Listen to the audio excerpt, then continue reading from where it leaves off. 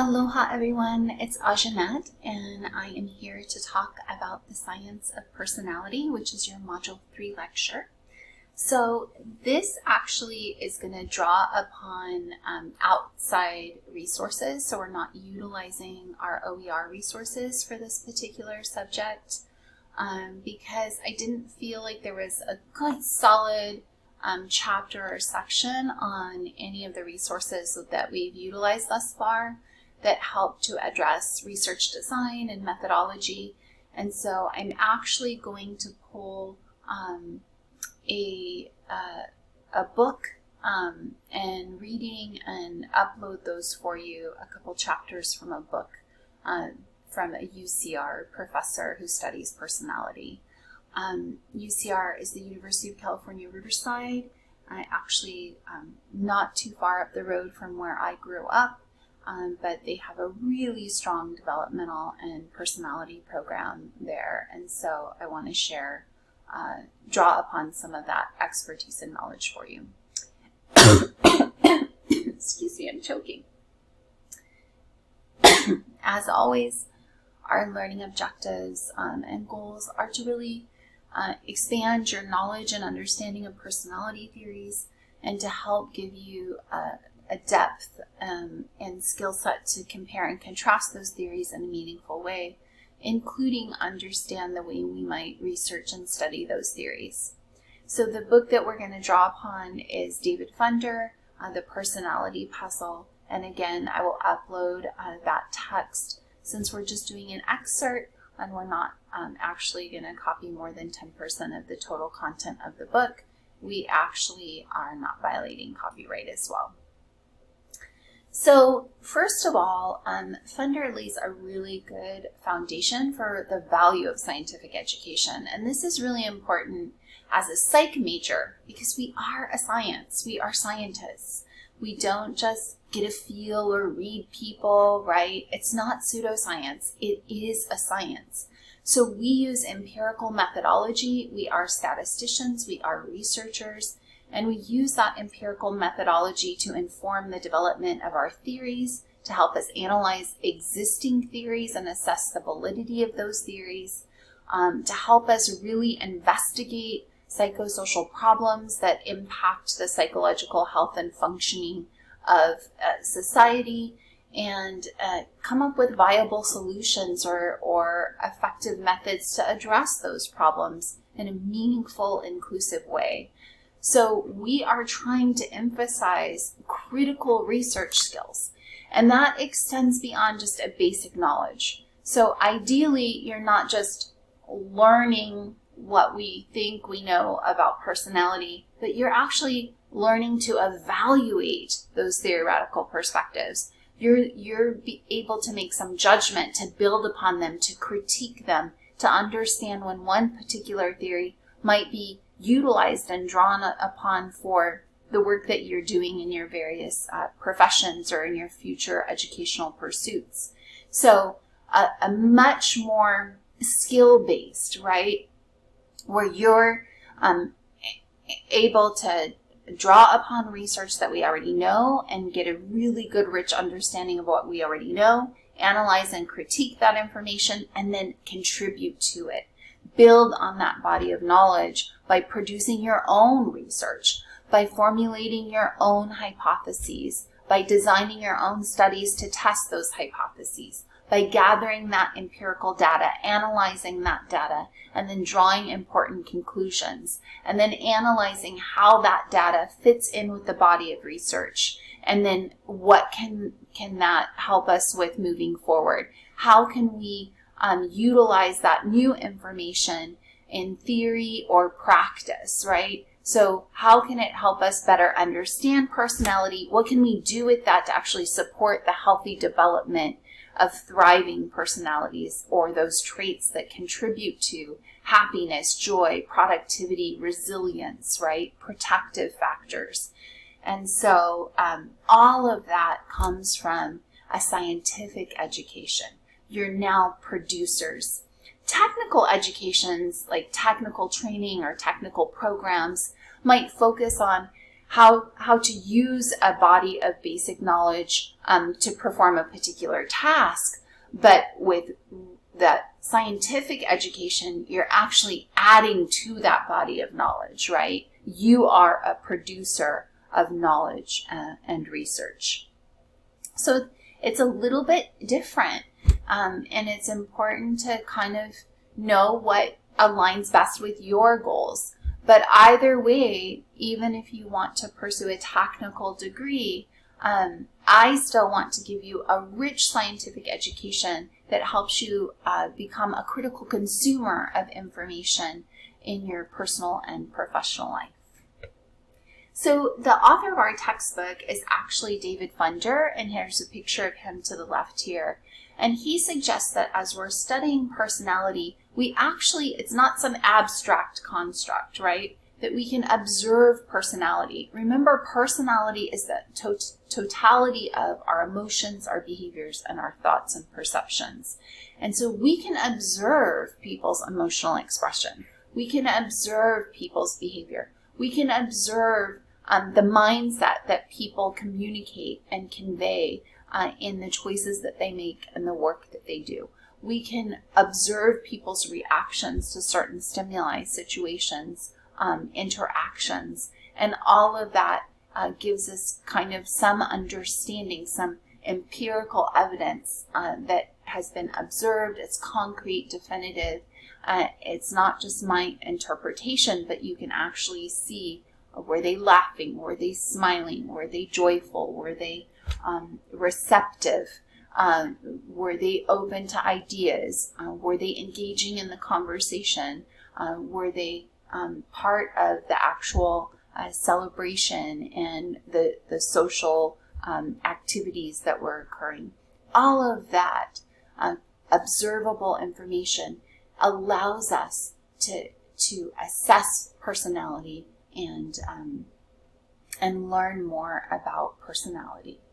So Funder does have these laws, and there's 3 primary laws that are emphasized in his textbook, and one of them is, this is emphasized in the research and work that he does, but he says great strengths are usually great weaknesses, and surprisingly, often the opposite is true. So great weaknesses can also be great strengths. And this has been one of my interview responses, right? When they ask you for your weaknesses, well, my weaknesses are also my strengths. For instance, some might describe me as stubborn, particularly my ex, but his opinion of me doesn't count. But some might describe me as stubborn, and I can be stubborn. I can dig my heels in sometimes. At the end of that relationship, I absolutely refused to apologize, even when I knew I was wrong, right? But it was the principle of the thing, right? I wasn't going to give away my power. So it was just being stubborn.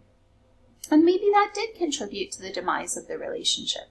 I would argue his narcissism was the primary factor in determining whether we were going to make it or not, but that's another story. In terms of my stubbornness, though, yes, I can be stubborn. Yes, it can be a weakness and challenging in my relationships sometimes. But that stubbornness also fuels my tenacity, my determination, my ambition, my drive, my motivation. I am like a dog after a bone. I committed to getting my education, and I got it. When I set out for my bachelor's degrees, I finished them. When I set out for my master's, I finished it. When I set out for my doctorate, I finished it. So that stubbornness proves to be both a strength and a weakness. The second law that Funder suggests is there are no perfect indicators of personality. There are only clues, and clues are always ambiguous. Clues are left for interpretation, right? And so when we are observing these pieces of data to kind of draw conclusions about personality, the more clues or evidence we have, the more definitive our conclusions can be. When those pieces of evidence are observable across different situations and scenarios, when they're observable over a longer period of time, all of those things help to kind of affirm the conclusions that we're drawing. But we always have to be open to the possibility that we could be misinterpreting, right? That they're clues, they're not exact, precise. So consider it like circumstantial evidence, not necessarily that DNA. And even DNA evidence, sometimes depending upon the situational context, even DNA evidence isn't foolproof, right? So as researchers, and I'll explain this a little bit later too, we always leave ourselves open to the possibility of error and the possibility that there could be another interpretation or another piece of information that might shift our interpretation of that data. And the final law is something beats nothing, 2 times out of 3. Some theory, some evidence, some basis on which we're drawing conclusions is better than none. And I would argue I kind of disagree with this law at times, in that sometimes misleading information can be more detrimental and destructive, and can blind us and bias our interpretation of future information that might even counter that. And we've seen that when we talk about like falsified research. Our whole, for those of you that may not know, like we've seen a recent increase in anti-vaxxers. So these are a group of individuals who question the validity of vaccinations, and so they are no longer consenting to getting their children vaccinated. And unfortunately, some of that original movement came out of some falsified research, so there's definitely ethical issues there. But the challenge is we have a ton of other scientific studies that have completely invalidated that presumption that there's a link between vaccinations and autism. And yet people grabbed a hold of that information, and it became this exponentially momentous movement where people stopped vaccinating their children. And now we're seeing increasing cases of measles, chickenpox. These are things that can be detrimental and even fatal to some children. And so unfortunately, that little bit of knowledge, that something, which was false information, wasn't better than nothing. Nothing would have been better in that situation. So I don't know that I totally agree with Funder. Of course, that's not, even as it relates to personality, I think that, if you have like just a couple interactions with a person and maybe you're catching them at a difficult time in their lives and there's extraneous variables that are influencing them, we might falsely assume that is their personality, when in fact it's not. It's an extraneous variable that is causing them to think, behave, and feel in a certain way that might influence how we perceive their personality. But in general, they're not normally like that. So I think in that case, again, extraneous variables can be problematic sometimes. An extraneous variable is something outside the focus of your study that systematically influences your results. So it's kind of a confound. It's throwing a wrench in your plans and design, and it can be problematic. Moving on, so Funder talks about 4 types of data that are very typical in the science of personality, in studying personality. The first is S data. What he references as S data. It's S for self. It comes directly from the person. It's self-report.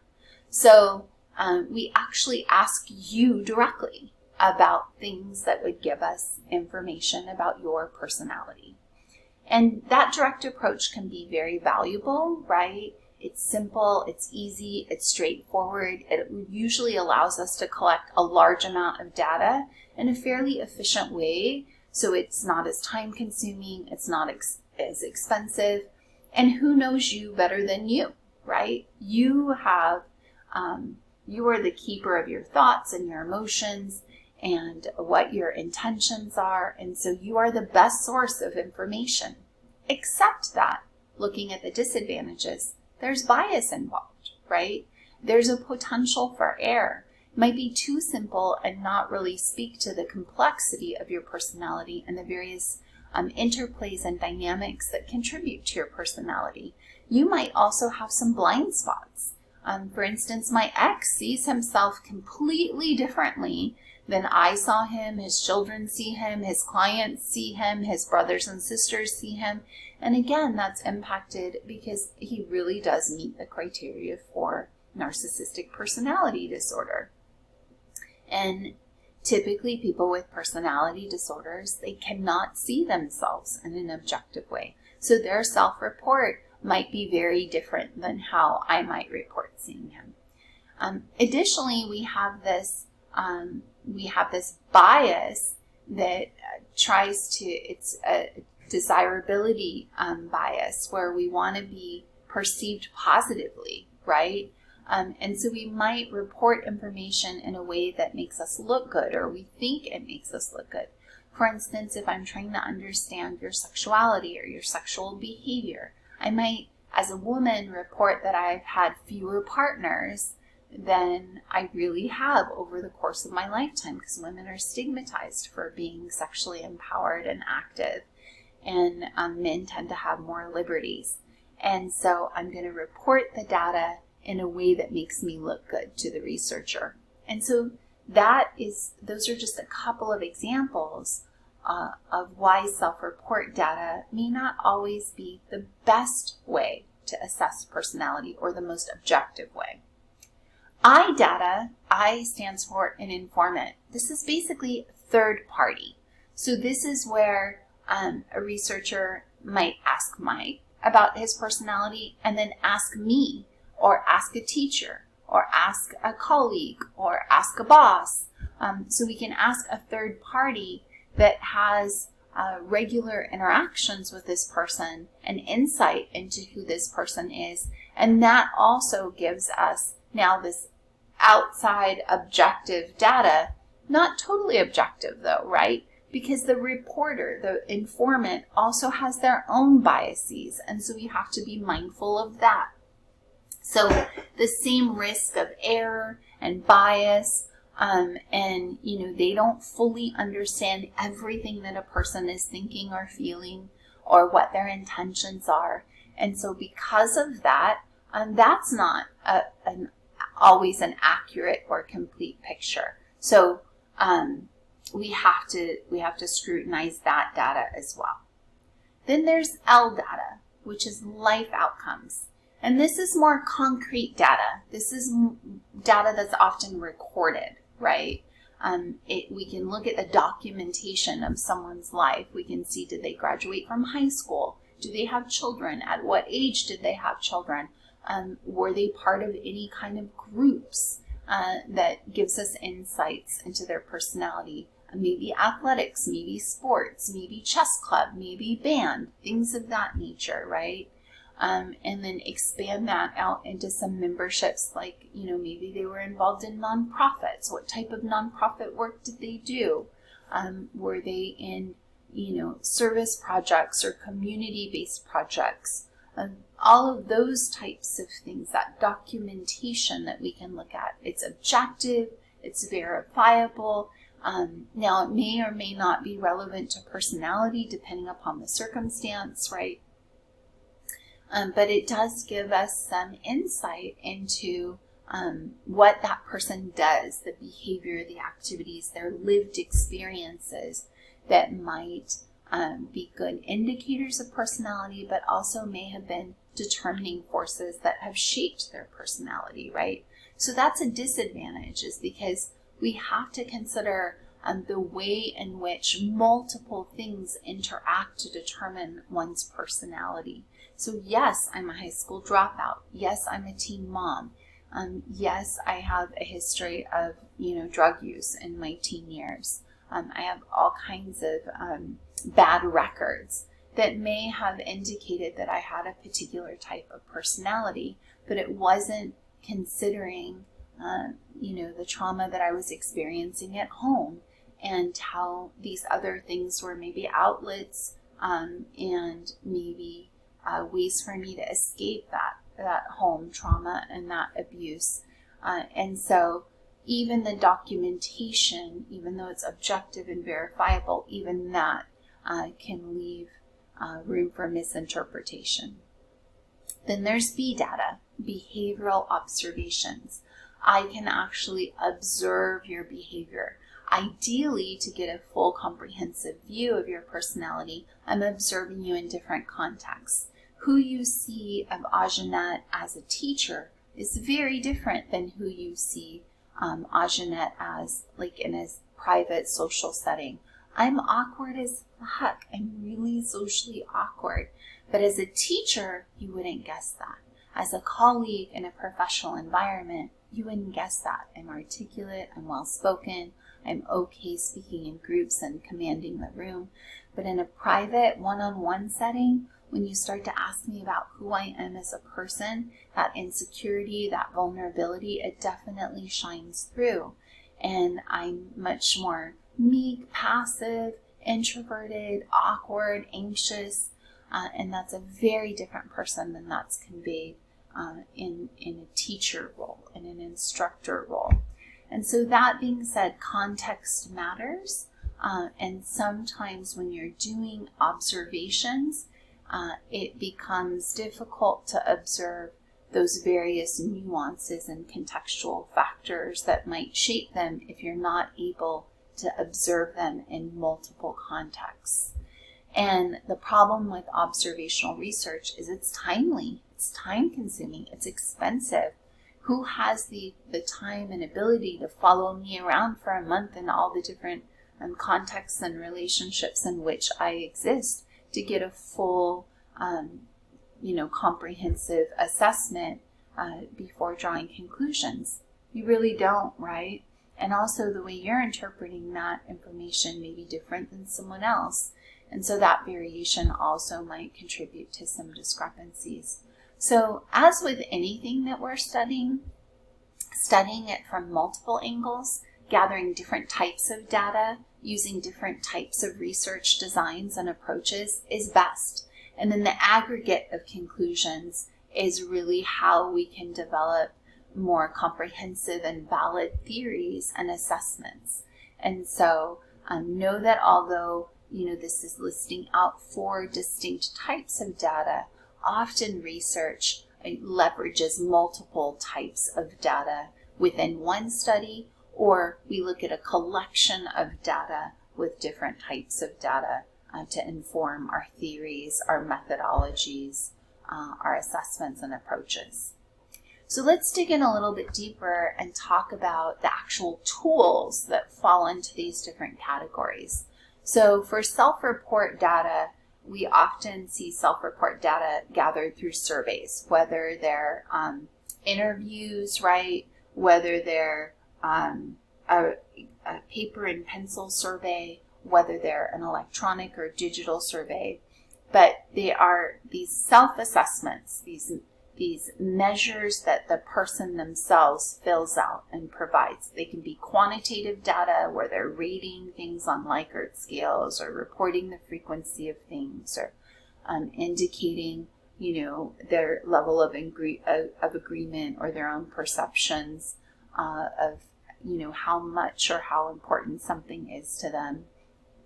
Or they can be self-inventories where they're checking off what applies to them and what doesn't.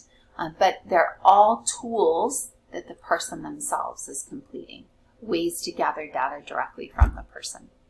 Informant data or iData can be gathered using those same tools, right? Only now it's a third party filling out those surveys. It's a third party that we're interviewing, or it's a third party that's completing the assessments and doing the rankings and scoring.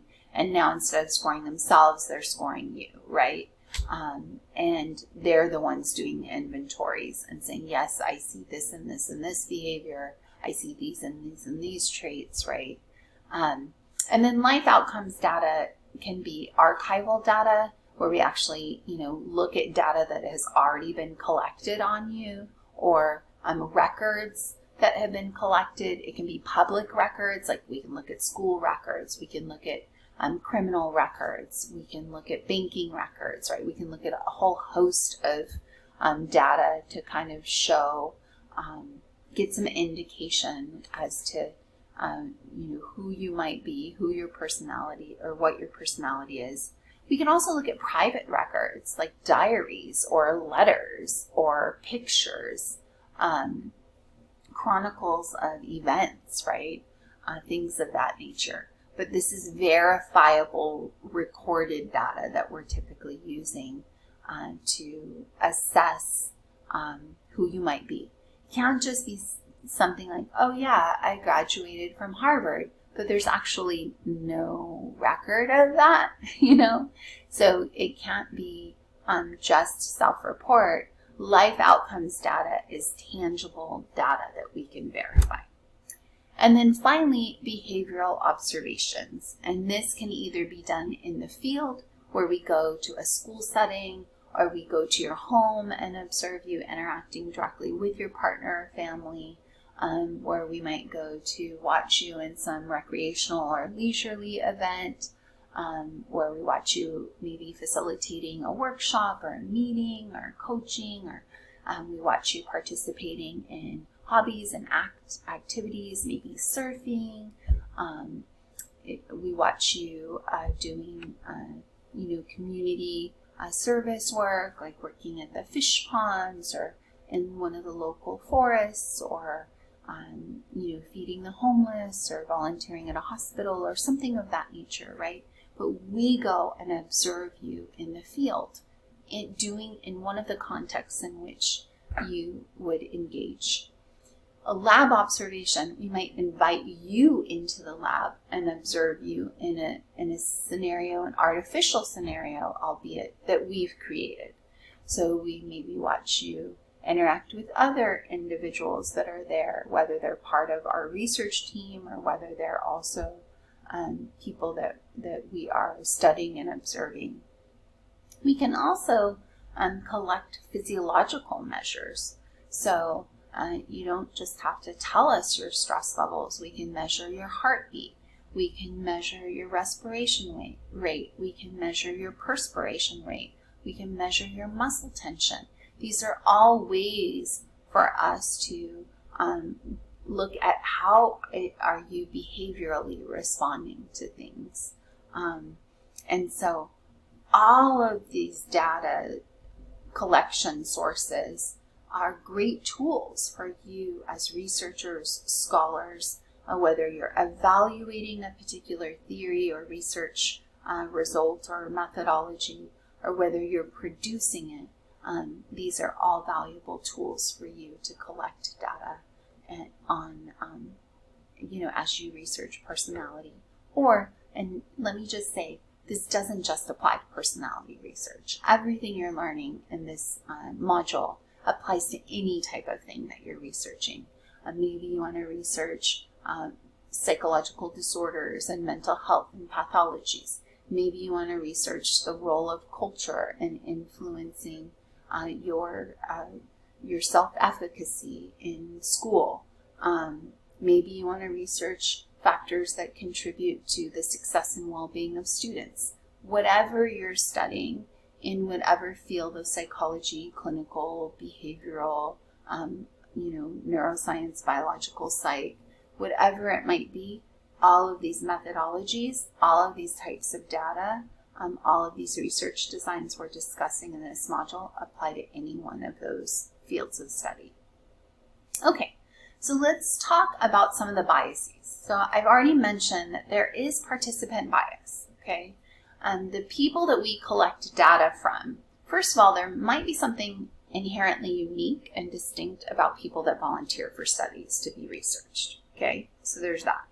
Secondly, they definitely, they try to figure out, and maybe you've done this yourself when you've completed an inventory, or, when you're trying to answer a question that a professor's asking, where you're trying to say, what are they really trying to figure out, right? You're anticipating where they're going, maybe even in an argument with a partner, right? They ask you a question, or they make a statement, or they share a detail, and you're like, how are they going to use this? And so participants are doing that with researchers. They're like trying to determine, or trying to guess, trying to figure out what we want to hear. What are we truly studying and asking? And then they also want us to like them and look good and affirm them. And so they'll say, was that right? Or does that, is that what you're looking for? Right? So there's this clear relationship that starts to exist where they want to be viewed favorably. And that's normal. We're social creatures. It's perfectly normal. But it still does potentially bias the information. It may not be an authentic piece of data because it might be skewed slightly based on their bias, right? We have our own bias too. We have our own implicit bias that comes from the various social identities that we assessed within ourselves at the very onset of the class. And that's important, right? We need to come in understanding our identities and how those intersect to create the unique us and the biases that we might have based upon those identities and the intersections thereof.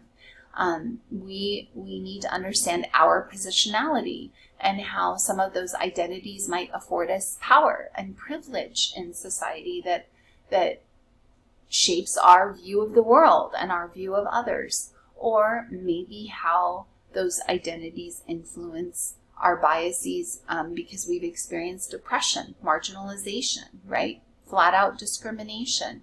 And some of those things can be internalized and affect our own self-esteem, right? So we have to be mindful of that.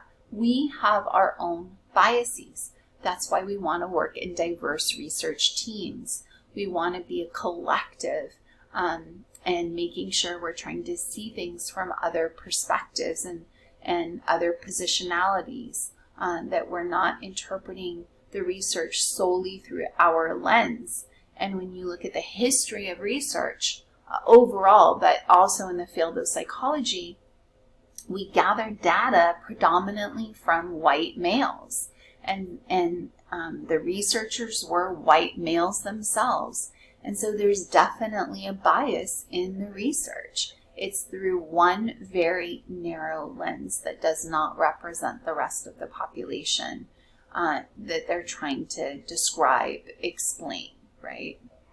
There's also this expectancy effect, and it can be good, right?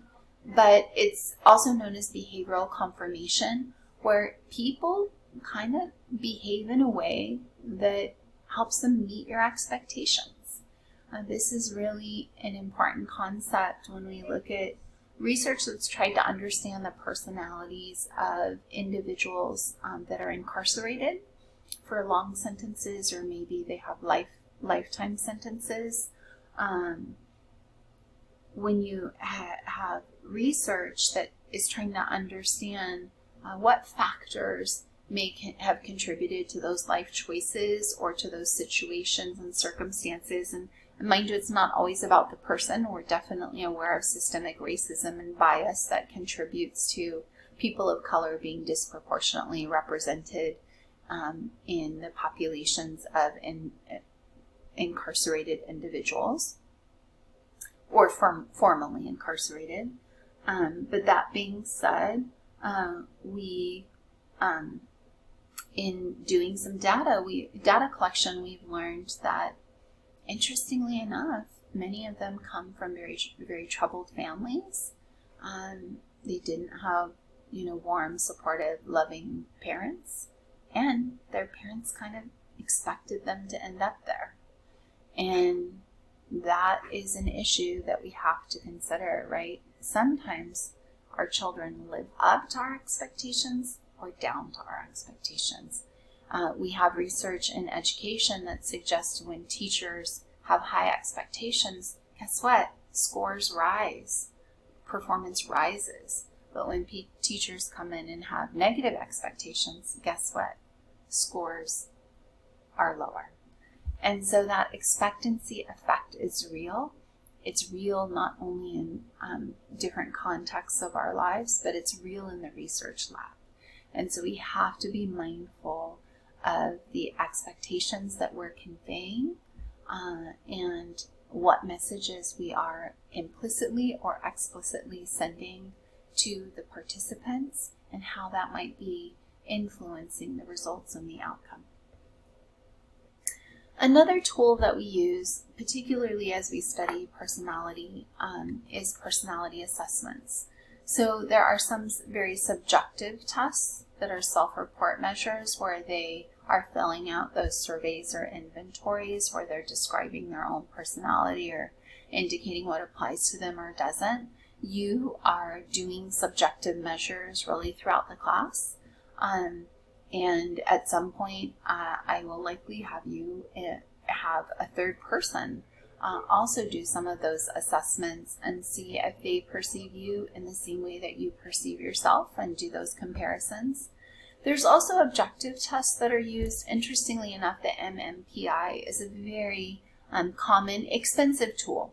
I'm not going to have you do one in the class. If I can find one that's free online or that's a brief version of it, I'll have you do it. If you find one, let me know. But otherwise, the MMPI is actually a diagnostic tool.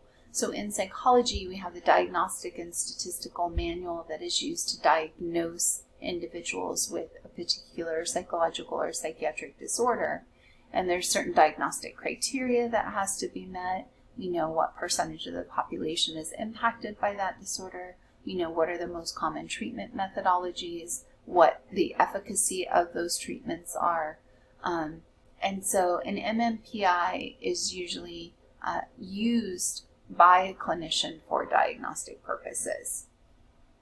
They typically don't use those test scores alone. They typically couple it with their own observations and their own interviews and their own kind of case history, which may or may not include self-report and informant report data.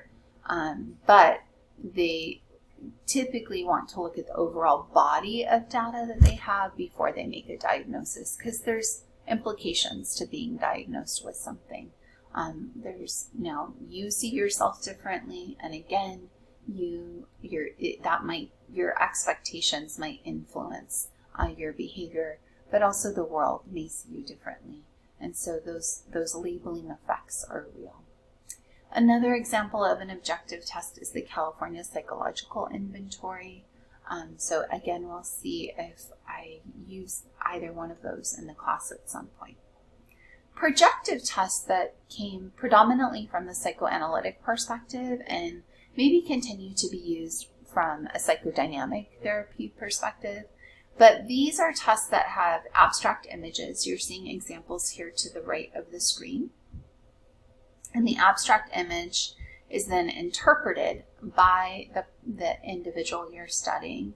And it is thought or believed that they are projecting their own insecurities, their own unconscious thoughts, their own repressed, those things that are working underneath, that are behind the scenes, right, deep down in the id aspect and that superego aspect of the personality. Remember, those dynamic inner changes are happening unconsciously, automatically. And so how I interpret a particular image gives a therapist insight into what are those unconscious, unexpressed thoughts, right, and into my personality. I kind of struggle with the Rorschach tests. To me, they all look like a pelvic bone. right? Or some version of a uterus, right? And maybe a psychoanalytic therapist would say, I'm obsessed with vaginas. Maybe they would say that I'm secretly gay. Maybe they would say that, a huge aspect of my personality is my identity as a mother and the role childbearing has played in my life. Who knows? But that's very subjective. It's varied. And I really don't think my interpretation of that image up here to the right has anything to do with my personality. Maybe my eye for art, right? Or my lack thereof. And then the one on the bottom is the thematic apperception test, which does the same thing, only instead of some abstract image, it actually has a concrete image. And then I tell a story about what I think is going on in that particular image. I do see a young girl holding books. She may or may not have come from school. I see a man behind her that is plowing fields, it appears. Maybe she's looking at him lustfully, who knows? Or maybe the woman to the right is the mother, and she's looking at him lustfully, and the daughter is admiring the love that they have between each other. Or maybe that's his wife, and this young girl is his mistress, and she's looking at the wife in contempt, and who knows, right? Who knows? But a psychoanalytic therapist might argue that I'm projecting my unmet sexual needs, or maybe the sexual conflicts that I'm experiencing personally in my own life, onto my interpretation of this picture. So that's why it's considered a projective test, right? I would say they're not as commonly used. Typically, people that will use them definitely are psychoanalytic or psychodynamic people that utilize those perspectives in their therapy approach. Not well supported by the research, but nonetheless still a huge part of our history of the field, and continues to be largely supported, that theory, by kind of the average person. Popular concept, but again, not well supported by the research. Other tests considerations is the method by which we construct the test. How do we design the test? And there is a rational method that we utilize. Basically, like we have a specific thing or goal or target of study, maybe self-esteem. And so we just really develop direct questions that say, how do you feel about yourself? Do you think that you're a good person? Do you think that you're a bad person? Do you acknowledge your strengths or recognize your strengths? Are you, critical of yourself? That kind of stuff. Just very straightforward questions that help us understand your self-esteem, right? The Rosenberg self-esteem scale is one example. It tends to be a very short, quick, straightforward measure. And so it has what we call face validity. Face validity means on the surface, on the face of things, that particular question or tool seems to be asking questions that are directly pertinent and relevant to what they're trying to measure, right? So it has good face validity. They're measuring what they intend to measure. And we'll talk more about that, because face validity can be an important part of construct validity. But the problem with tests that use this approach is it's so obvious what they're trying to measure. People might report things inauthentically, right? So I might not disclose to you my insecurities. I might not share with you my true feelings about myself, because I don't want you to see me in a negative light. And so there's drawbacks, right? Additionally, you have to have certain criteria for these to be really good tools. the person needs to interpret the question the way that you wrote it. Sometimes as a teacher, like I write a test question, I think it's pretty straightforward. I think you know exactly what I'm asking. But then when I do the grading, your answers are totally off base. And I'm like, where did I go wrong? Sometimes it may be that I didn't actually teach the content clearly, but sometimes it might be that question was not well written, right? So as a teacher, that I have to recognize there's data in that for me to improve my teaching. And sometimes when I go over an exam and a student says, hey, that question, I thought it meant X, Y, or Z. And I'm like, wow, I never even considered that interpretation. And so that's a critical aspect of assessing whether this rational method and this direct approach is going to be effective. Another thing is, again, I have to report accurate information. And when it's so obvious what you're looking for, that gives me the opportunity to hold back or to even report inaccurate information intentionally. And so I have to be able to first see myself clearly, right? Do I have an accurate, good self-awareness and an accurate assessment of myself? And then secondly, am I willing to report that information accurately? And then also all of the questions, like if there's 10 questions, 5 of them are really great and do seem to clearly relate to self-esteem, but maybe 5 of them might relate to just depression or happiness. Then that might not be a good measure of self-esteem, because I can have good self-esteem, but that doesn't mean I have to be happy all the time, right? That's a false assumption. So all questions on an assessment designed with this approach need to be directly related to what you're trying to measure.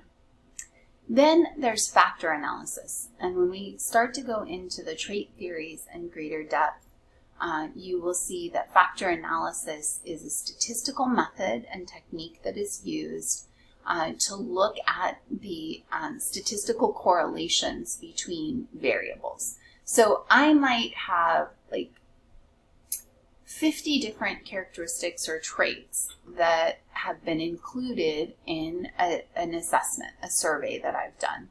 And then factor analysis looks at, are any of those correlated? And are they revolving like groups or clusters of things that seem to be more correlated and getting at the same construct, right? And so what you're seeing on the right here is an example of what we call factor loading. So when you have like 50 ingredients and then you recognize that, oh, I can categorize those agreements. Those agreements can be grouped together because they have strong relationships, right? Like I might have olive oil, and I might have oregano, and I might have red chili flakes, and I might have parsley, and I might have avocado oil, right? And I'm throwing out all of the things I'm going to put on my shopping list. Well, you might group those together. Let's say you're doing shopping for me. You might group those together. And so you have all the oils together and all the spices together and all the vegetables together and all the meats together. You're effectively grouping and categorizing. Well, that's what factor analysis does for us statistically.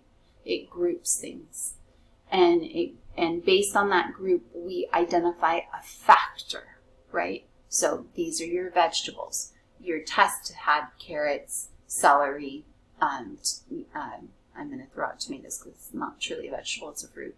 So carrots, celery, onions, potatoes, right? Vegetables, okay?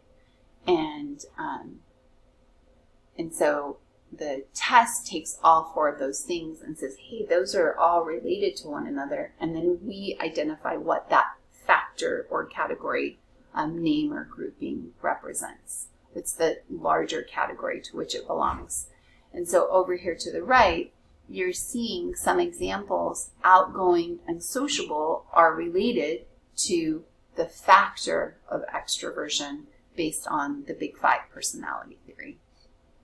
And so just a couple of ways to conceptualize factor analysis. Sometimes statistically you're like, whoa, this can be overwhelming. But if you step back and look at just what it is logically, it makes a lot of sense, right? Okay, another way that we might develop a test or design is through an empirical method. And so because we are a science, the scientific study of the brain and human behavior, we 100% use empirical methodology. We use scientific methods. I do want to clarify that not all research, not all science is an experiment. Experiments are separate and distinct, and we're going to talk about experimental design in this lecture in just a little bit. But to be empirical and scientific, we're adhering to the scientific method. Empirical means it's observable data. It's data that you directly observe and collect, and it's very strict objective observation adhering to a scientific method and process. So the scientific method means we have a research question. We do a literature review. We review what other scientists have studied and what they found about that particular topic. Based on that existing knowledge, we form a hypothesis that predicts what the outcome would be for our research question. So we have an educated guess. Then we design a study that allows us to test that hypothesis. We have two hypotheses ultimately. A null hypothesis that says, oh, we could be wrong, there aren't any differences, and then a prediction where we think, oh no, there are differences, that this drug does affect depression levels. And then we design a study to test it. We recruit participants, collect data, and then analyze that data using appropriate statistical methodology, and then we now interpret those results and report those results out. We share our findings with the scientific community, and we share our process and methodology with the scientific community so that they can also replicate our test. They can repeat it. They can build on it. They can modify it. They can critique it, right? And they get to judge it in that scientific community. So we're constantly drawing on existing knowledge, testing our own, sharing out our knowledge, and then that's constantly being scrutinized, built on, edited, changed, added, improved. And that builds an ever-growing body of scientific knowledge that we have today, kind of like a snowball, right? We're constantly gathering new information, constantly re-examining what we've already studied through a new lens or a new perspective or within a population that hasn't been studied before. And we're seeing how that result may differ based on different groups, right? So we're using that scientific method to consistently evaluate what we already know and gather new knowledge, and then continuously refine and critique that knowledge. We use overall two structures to study stuff. We use a comparative structure, which can be experimental or non-experimental, where we're comparing groups of people to one another, or maybe a group of person pre and post tests, so a before and after. So we're still comparing scores before and after. And sometimes we use a correlational structure where we're not comparing sets or groups of scores. We're examining relationships between scores. Like we know there's a relationship between weight gain and depression. And we know there's a relationship between weight gain and high blood pressure, weight gain and diabetes, right? And so we're not comparing, if I did a comparative structure, I can compare depression levels between people that are overweight and people that are within the BMI indicators, which in itself is problematic. That's another story. But if I use a correlational method, I have one group of people and I'm collecting their weight and I'm assessing depression, and I'm not comparing any people against one another. I'm just looking at, is there a relationship between those weight scores and those depression scores? So I hope that makes sense. Two different approaches. One, comparing overweight people to average weight people and comparing the depression scores between those two groups. That's a comparative structure. The other one, I'm actually just have one group. I'm collecting only measured variables. I'm measuring their weight. I'm measuring their depression. And I'm looking to see if there's a relationship statistically among those scores. So when we are, as researchers, trying to test this approach, trying to test our research questions, to test our hypotheses, we design and develop the study. So we design what study we're going to use. We say, are we going to use a comparative? Are we going to use an experimental or a non-experimental? Are we going to use a correlational study? We develop the measures sometimes, or we might use measures or tools that have already been developed. I may not develop my own question about self-esteem. I might use Rosenberg's self-esteem scale. We recruit our participants, we administer those assessments, we collect that data, and then we run that data analysis, either comparing the data between the two groups, the measured variable between the two groups, or analyzing the pattern of relationship between those two measured scores. And so that's an empirical method. It's different than just saying, well, I believe this because X, Y, and Z happened to me. Or I observed this in one person, right? So I really do believe obesity can shape personality development because, I think that all overweight people are clinically depressed because I have a friend who was overweight and was clinically depressed. Or when I was a child, I was overweight and I was bullied all the time. And so, that's why I'm depressed. Something like that. That's your own experience, right? And even if you've observed that in one other case, that doesn't mean that that is something that can be generalized, right? We need to use an empirical, objective, observational method outside of our own experience and observation, and that can now inform valid scientific conclusions. Make sense? Hope so. Okay, I am looking at the time, and I am coming up on 1 hour. So I think I'm going to pause at an hour just because the videos don't always process as well. But I'm going to get through these next 2 slides, and then I'll stop and come back and finish up a separate lecture for research design. So when we talk about psychometrics, we're talking about psychometrics. Metrics meaning measuring, and psycho meaning psychological concepts. So psychometrics is a process or tools that we use to measure psychological concepts, maybe related to personality, maybe related to emotional functioning, which is an aspect of personality, right? So they're tools and measures that we use to measure psychological concepts. Just like a scale that you step on in the morning in your bathroom measures your weight, right? We have tools that measure psychological concepts.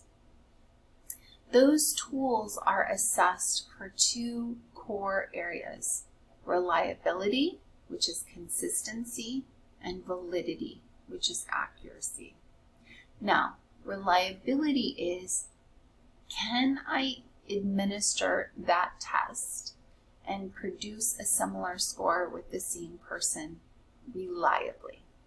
So if I step on the scale and it shows that I'm 250 pounds, and then I'm like, that can't possibly be real. And I step on the scale again after giving it a moment to clear, and now it says 131 pounds. That's a problem, right? It's not a repeatable weight. It's not a reliable, consistent measure. So I can't use that, right? There's always going to be some measurement error. Like your scale might show that I'm 100 and I think I'm like 187. Someone else's scale might say I'm 186.5, right? There's always going to be some measurement error, right? And that's okay. Some measurement error within reason is perfectly normal and acceptable. We want to make sure the measurement error is not such that it shows that our tool is unreliable, okay? We don't want to step on an unreliable scale that needs to have an accurate assessment of my weight before I go into surgery, because the doctor uses that number to determine how much anesthesia to give me. And if it's not reporting an accurate and reliable number, then guess what? He can kill me, or she can kill me, right? Or they can kill me. So we have to be careful about that. Some things that we can do when we're designing a scale to control that measurement error and to make sure that outside forces aren't contributing to, throwing off the reliability of the scale, is we can make sure that we're following a very careful procedure, that we're calibrating our scales, that we have protocols in place to control for outside variables, and we're following the same process with every person. We can also make sure that maybe we're aggregating scores, so we're not just taking one question about self-esteem and using that as the measure, but we actually asked 5 different questions and we look at the aggregate score. And we look at the inter-rater reliability of not just how I'm describing you or what I'm observing and the scores that I'm reporting, but another researcher on my team. And are those consistent, right? If we're both studying aggression, I should be able to, have about the same counts. Like if I was watching aggressive behavior on a playground, and I come back and said, well, I saw 15 children behave aggressively, and you came back and said you saw 47. I'm like, how did I miss that? So inter-rater reliability is important as well.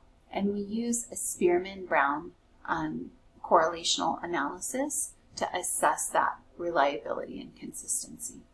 The other thing is validity. Is it an accurate number, or is the scale totally broken, right? Notice that reliability is an important criteria for validity, right?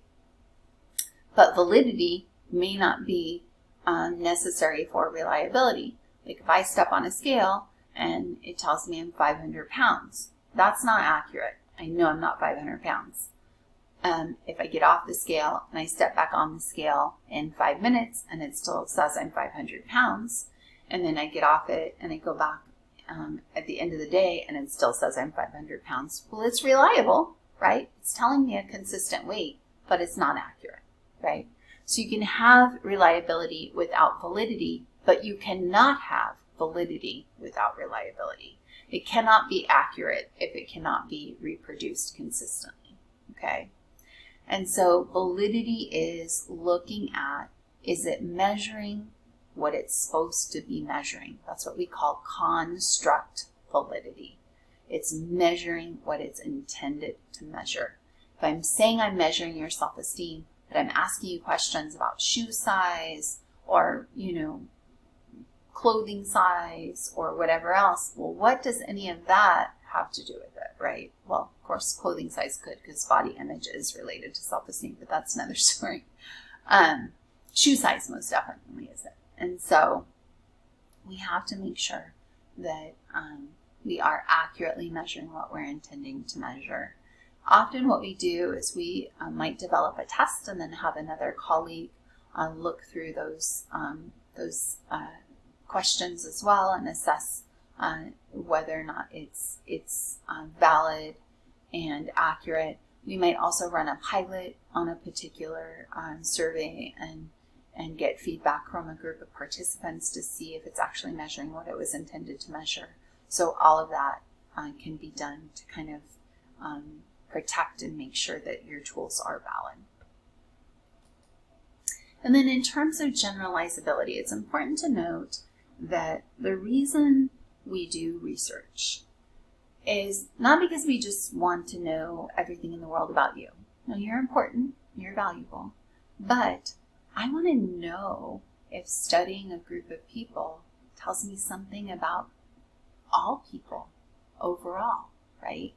If I want to study, I want to pull a group of 50 students and I want to look at what techniques, teaching techniques I'm using are effective and which ones aren't. I'm not just trying to understand what I can do for those 50 students. I'm looking at, gosh, what learning can I generalize to all my students moving forward, right? And so that broader application is the goal of psychological research and personality research. We're developing these tools not just to assess your personality, but personality among a population. And so that sample is our tool because it's impossible to study everybody in the population. So instead, I recruit a smaller sample, but that sample is supposed to generalize to the population.